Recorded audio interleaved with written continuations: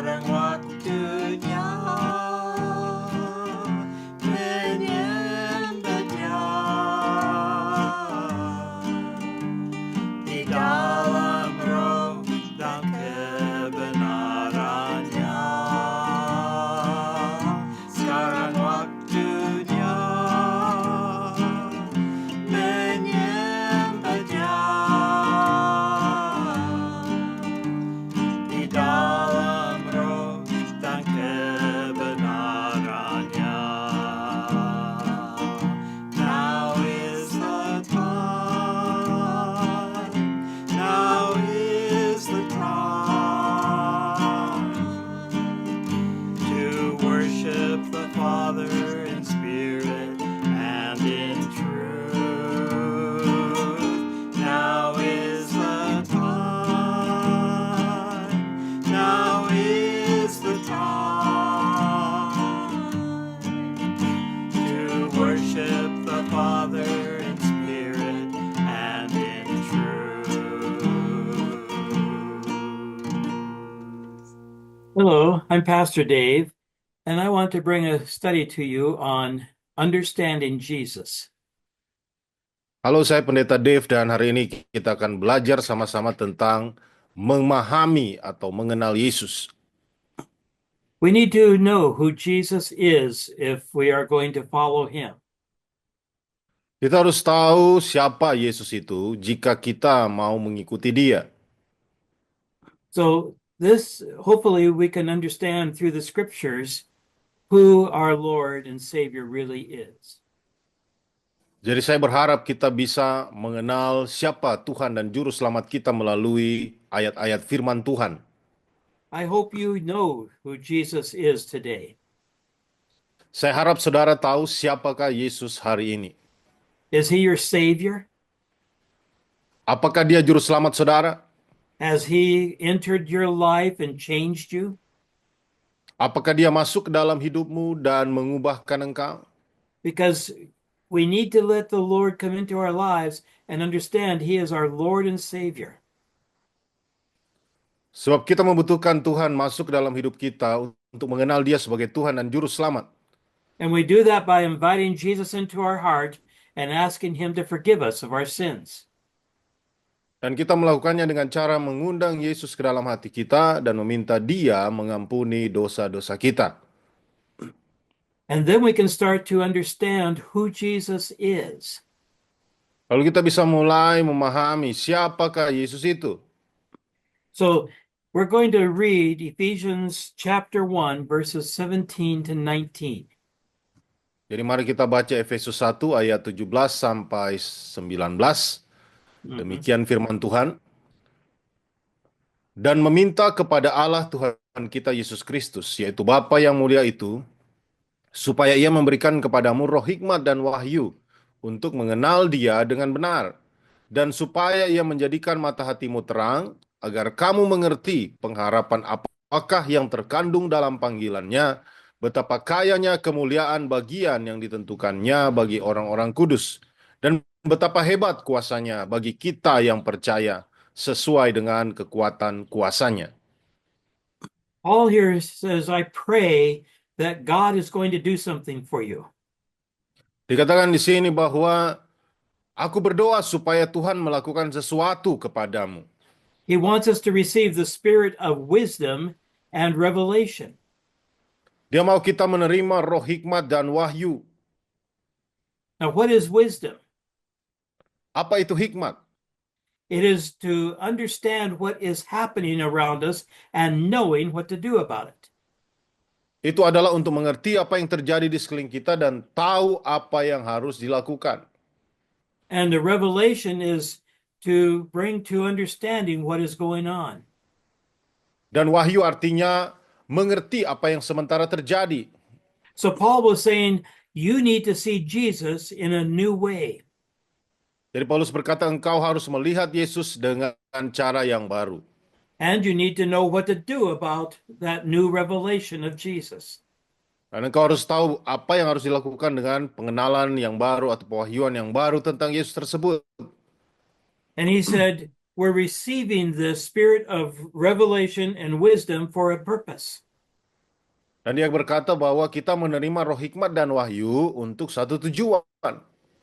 He says, so that we will know our hope in Jesus. Supaya kita tahu pengharapan kita di dalam Yesus. And we need to know our inheritance in Jesus. Dan kita tahu apa yang menjadi warisan yang kita dapatkan di dalam Yesus. And we also need to know the power we have in Jesus. Dan kita juga memahami kuasa yang kita miliki di dalam Yesus. So do we understand the hope that we have? Jadi apakah kita mengerti pengharapan yang kita miliki? My hope is eternal life in heaven with Jesus. Pengharapan saya adalah kehidupan yang kekal di sorga bersama dengan Yesus.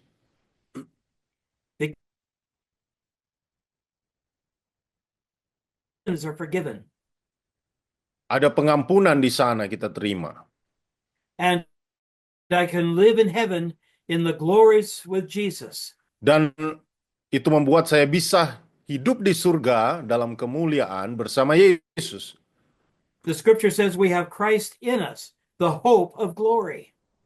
Alkitab berkata kita memiliki Kristus di dalam kita, pengharapan akan kemuliaan. It is not just some story, it is life, it is real. Bukan hanya cerita-cerita saja, tapi sungguh-sungguh nyata. So in Jesus, I have hope of eternal life. Jadi di dalam Yesus saya memiliki pengharapan akan kemuliaan kekal. And he also says to understand your inheritance in Jesus. Jadi dikatakan juga untuk mengenal, memahami warisan yang engkau terima di dalam Yesus. The Bible says we will rule and reign with Jesus.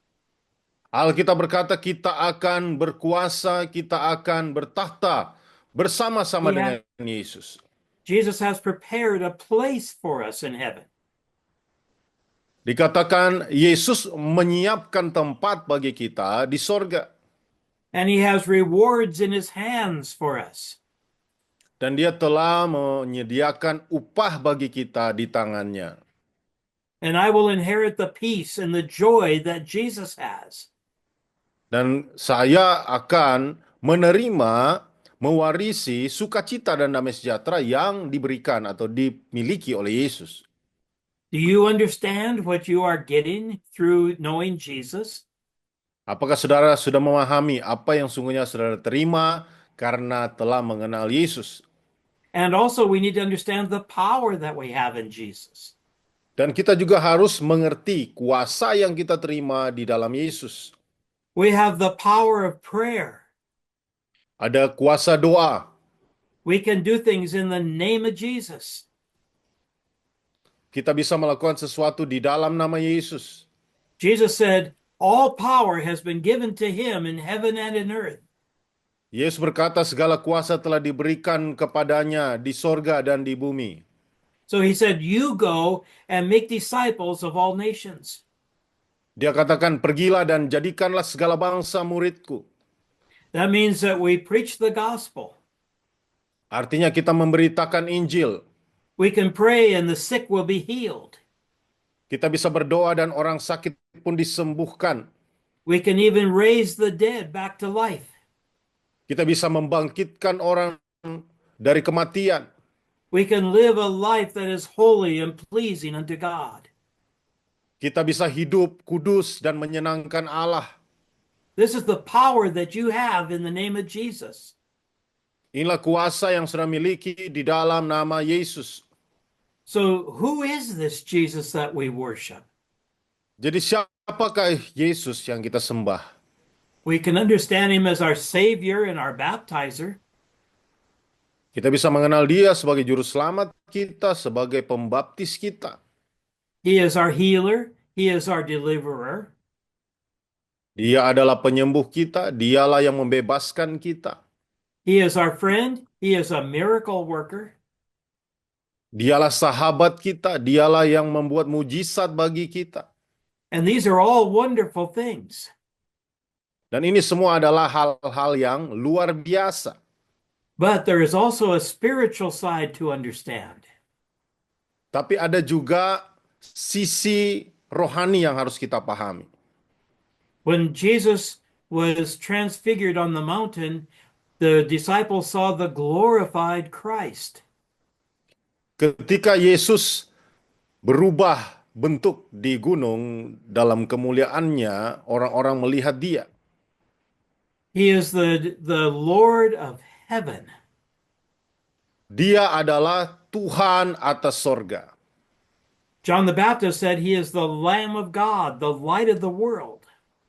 Yohanes Pembaptis berkata dia adalah anak domba Allah, dia adalah terang dunia. John said he is the Son of God. Yohanes berkata dia adalah anak Allah. Peter said he's the one with the eternal words of life. Petrus berkata dialah yang memiliki terang kekal. Mary and Martha realized he was the resurrection and the life. Maria dan Marta mengenal dia sebagai kebangkitan dan hidup. This is part of the Lord that we serve and worship. Inilah Tuhan yang kita layani, Tuhan yang kita sembah. He is more than just the natural things that God can do for us. Dia lebih daripada hal-hal yang alami yang Tuhan bisa lakukan bagi kita. He is a real person. Dia adalah pribadi yang nyata. He is also a spirit. Dia adalah roh. And he is the creator of all things. Dan dialah pencipta segala-galanya.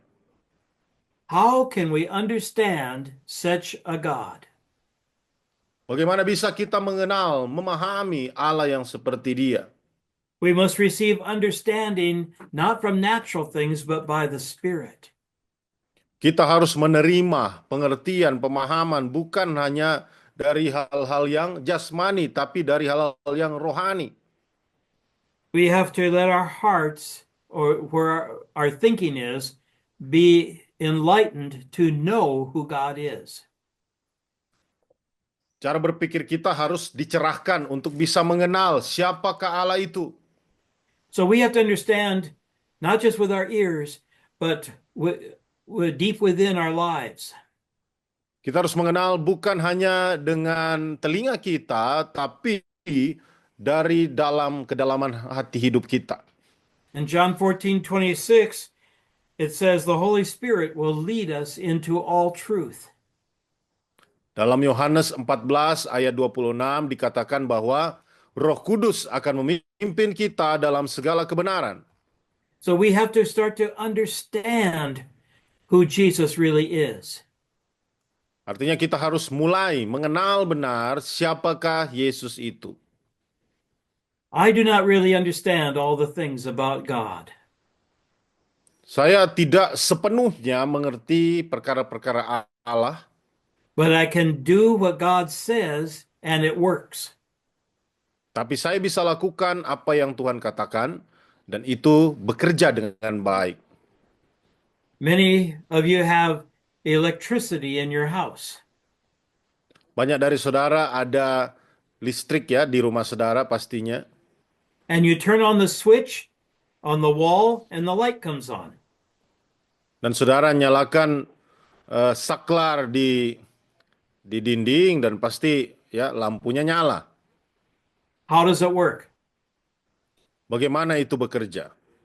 Oh, we can tell a lot about electricity, but no man really understands electricity. Ya, kita bisa bicara tentang kelistrikan, tapi sebenarnya tidak ada yang benar-benar paham bagaimana listrik bekerja. We know that it works, but we don't understand it. Kita tahu itu bisa bekerja, tetapi kita tidak benar-benar memahaminya. Or maybe you think it this way. You had rice for breakfast. Mungkin saudara berpikir begini, oh ada nasi tersedia untuk sarapan.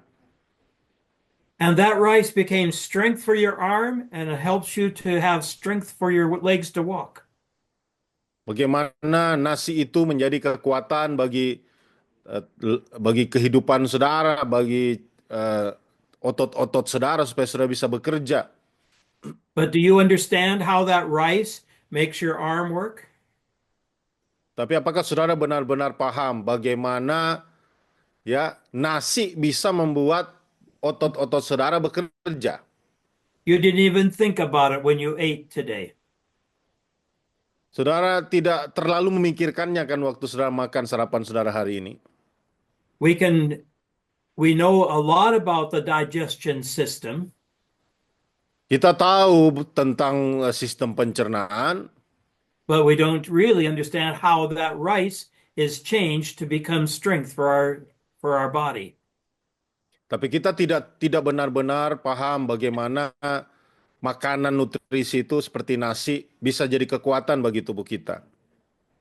But we still eat, don't we? We don't say, "Oh, I do not understand, so I won't eat." Oh, tapi tetap kan kita makan, tidak perlu kita paham benar dulu sebelum kita makan. We have to understand the truth down inside our hearts. Kita harus tahu benar kebenaran yang ada di dalam hati kita. I remember trying to learn that 2 times 2 equals 4. Ya, kita tahu 2 tambah 2 sama dengan 4. How does it work? Bagaimana cara kerjanya? Then one day I understood that when you take 2 and 2, it always comes to 4.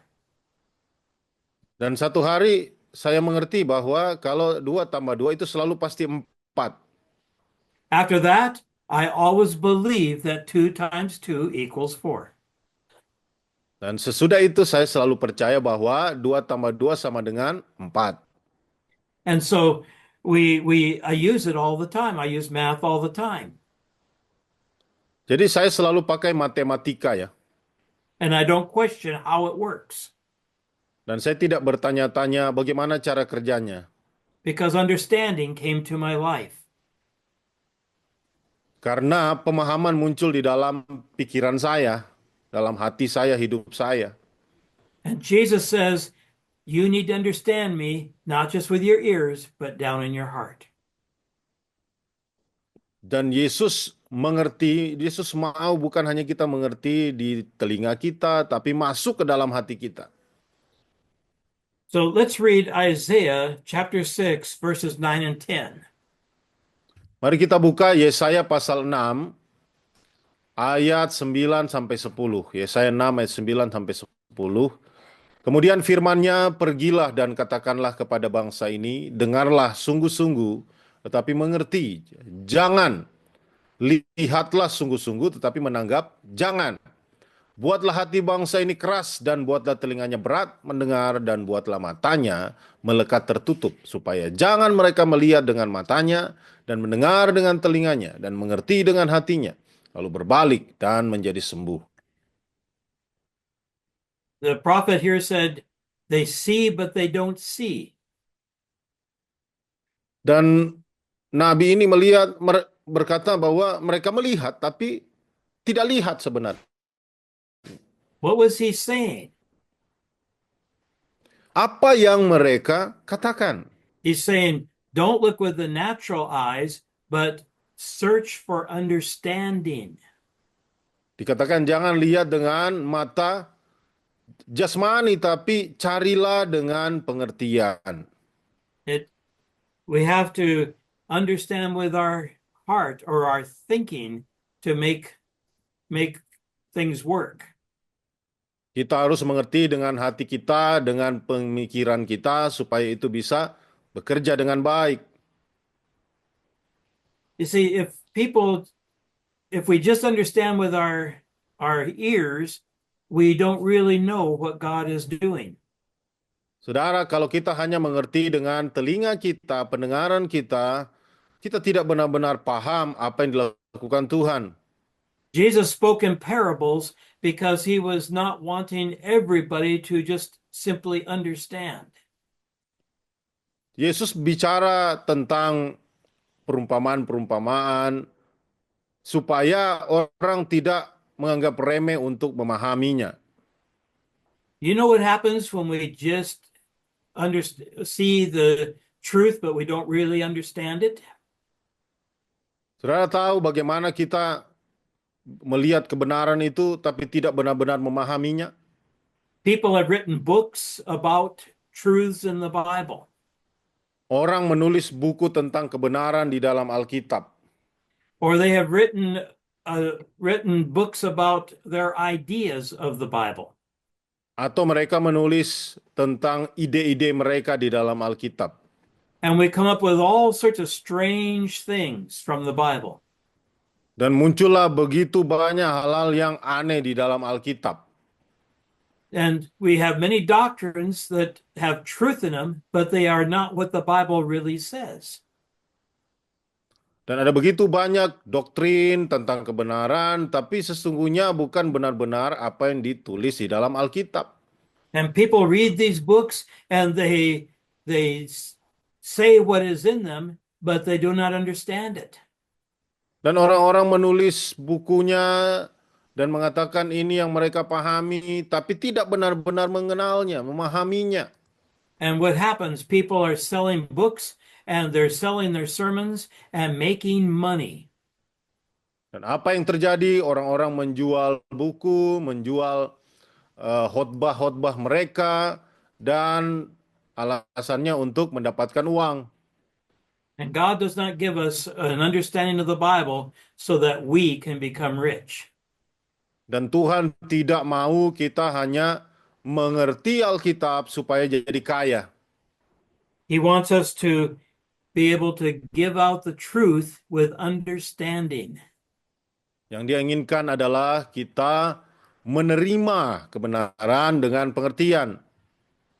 We need to receive from Jesus so that we can grow in ourselves, not so that we can make money. Kita harus mengenal Yesus supaya kita bisa bertumbuh, bukan supaya kita bisa menghasilkan uang. So when we say, open my eyes, we are not talking about the natural eyesight. Jadi ketika kita berkata, bukalah mataku, kita bukan bicara tentang membuka mata kita secara jasmani. Let us read 1 Corinthians chapter 2 and verse 14. Mari kita baca 1 Korintus pasal 2 ayat 14, demikian firman Tuhan. Tetapi manusia duniawi tidak menerima apa yang berasal dari Roh Allah, karena hal itu baginya adalah suatu kebodohan. Dan ia tidak dapat memahaminya, sebab hal itu hanya dapat dinilai secara rohani. Okay. We don't understand if we do not have the Spirit of God. Kita tidak memahami kalau kita tidak memiliki Roh Allah. And that goes back to what we read in Ephesians, where Paul said, I pray that the eyes of your heart will be opened. Ini seperti apa yang kita baca di kitab Efesus ketika Paulus berkata, aku berdoa supaya hatimu dibukakan. So you will have wisdom and understanding. Supaya saudara bisa menerima hikmat dan pengertian. Then you will know your hope in Christ, your inheritance, and your power. Supaya saudara mengerti pengharapanmu dalam Kristus, warisan yang kau terima, dan kuasanya. If we don't have wisdom and understanding, we will not understand how these things work. Kalau kita tidak menerima hikmat dan pengertian, kita tidak memahami bagaimana cara kerjanya semuanya ini. There's a story in the Bible I want to finish with from 1 Samuel chapter 14. Ada kisah dalam Alkitab yang ingin saya selesaikan dengan itu dari 1 Samuel 12, verse 14 ayat 14. There isn't time to read this on right now, but I want to just tell you the story. Tidak punya cukup banyak waktu untuk kita selesaikan pembacaan ini, tapi saya mau kasih tahu kisahnya seperti ini. Israel was in a war, Israel ada dalam peperangan. and King Saul said, don't eat anything until we win the battle. Dan Raja Saul berkata, jangan makan apapun sampai kita memenangkan peperangan. Well, the army was getting weak because they had not eaten. Nah, pada waktu itu prajurit-prajurit pasukan mereka semakin lemah karena tidak makan. And they came to some woods and there was honey on the ground. Mereka tiba di satu hutan dan ada madu di tanah. but they were afraid to eat it because of what the king had said. Tapi mereka takut memakannya karena apa yang dikatakan oleh raja. But the king's son, Jonathan, did not hear what the king had said. Tapi anak raja tersebut yaitu Jonathan tidak mendengar apa yang dikatakan oleh raja. And he reached out and took some of the honey and he ate it. Dan dia makan dan ambil beberapa madu tersebut dan dia memakannya. And it says immediately his eyes were strengthened. Dan dikatakan tiba-tiba matanya dikuatkan. What was it? When he received the word or the food, it changed how he could live and his eyes were opened. Apa yang terjadi ketika dia makan makanan tersebut, dia lihat bagaimana dia bisa bangkit dan matanya terbuka. And a soldier saw him and said, "Oh, you're not supposed to eat today." Dan ada tentara yang melihat dia, "Oh, kamu tidak seharusnya makan hari ini." And Jonathan said, "Oh, but look at how I was strengthened because I ate the honey." Dan Jonathan berkata, "Tapi lihat bagaimana saya diberi kekuatan karena saya telah memakan madu tersebut." It is interesting. It says that his eyes were brightened or enlightened. Sangat menarik karena dicatat bahwa matanya terbuka, matanya mendapatkan pencerahan. And if the people had eaten, they could win the battle because they had strength. Dan jika orang-orang makan, maka dia bisa memenangkan peperangan karena mereka memiliki kekuatan. Well, this story is here to teach us a lesson. Jadi kisah ini mengajarkan kita satu pelajaran berharga. Saul, the king, is a type of our flesh. Jadi Saul, raja tersebut, itu bicara tentang kedagingan. And in the midst of the battle, he cut off the strength of his army. Di tengah-tengah peperangan, dia memotong kekuatan dari tentaranya, dari pasukannya. The honey speaks to us of the sweetness or the goodness of the Word of God. Saudara, madu bicara tentang kebaikan daripada firman Allah. And Jonathan speaks of moving by the Spirit.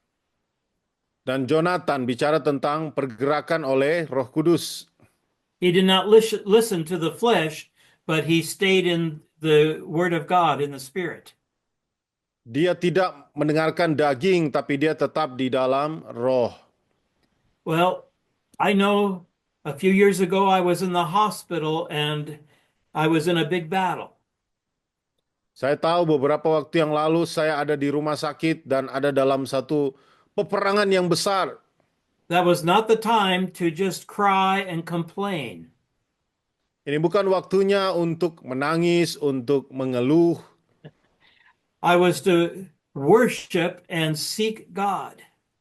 Saya menyembah dan mencari Allah. That was the time to praise and to trust Jesus. Ada waktunya untuk berdoa dan percaya kepada Yesus. Because if we get into the Word and we get into the Spirit, we can win our battles. Karena kita bisa ada di dalam roh dan kita bisa memenangkan peperangan kita. We have the Word all around us. Kita punya firman di sekeliling kita. But we sometimes forget to pray and to worship and to seek God. Tapi seringkali kita lupa untuk berdoa dan menyembah dan mencari Allah. Oh, that's the battle. That's the time to do those things. Itulah peperangan, itulah waktunya untuk kita melakukan semuanya itu. And if you want your understanding and your spirit to be opened, we need to pray and to seek God. Dan kalau saudara mau memiliki pengertian, saudara mau roh Anda dibukakan, Anda harus berdoa dan mencari Allah.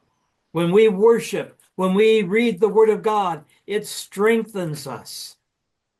Ketika kita menyembah, ketika kita membaca firman Tuhan, itu menguatkan kita. And we will have the strength to win the battle that is coming against us. Dan kita memiliki kekuatan untuk memenangkan peperangan yang datang kepada kita. So pray that the eyes of your heart will be opened to know who Jesus is. Jadi berdoa supaya mata hati saudara dibukakan untuk mengenal siapa Yesus itu. Then you will know your hope in Jesus. Dan engkau akan tahu harapan yang kau miliki di dalam Yesus. You will know the inheritance we have in Jesus. Engkau akan mengenal warisan yang kau terima di dalam Yesus. And you will know the power of the name of Jesus. Dan engkau tahu kuasa di dalam nama Yesus. So I encourage you to worship and to praise and to pray. Dan saya mendorong saudara sembah Dia, berdoa, dan memuji Dia. And when things get hard in the battles against us, that's the time to seek God. Dan ketika segala sesuatu berjalan dengan sulit dalam hidup kita, itulah waktunya kita mencari Allah. The Lord bless you as you win your battles today. Tuhan memberkati saudara saat saudara memenangkan peperangan-peperanganmu hari ini. God bless you. Tuhan memberkati hidup saudara. Sekarang waktunya menyembah Dia di dalam roh dan kebenarannya. Sekarang waktunya menyembah Dia di dalam roh dan kebenarannya. Now is the time, now is the time to worship the Father in spirit and in truth. Now is the time, now is the time to worship the Father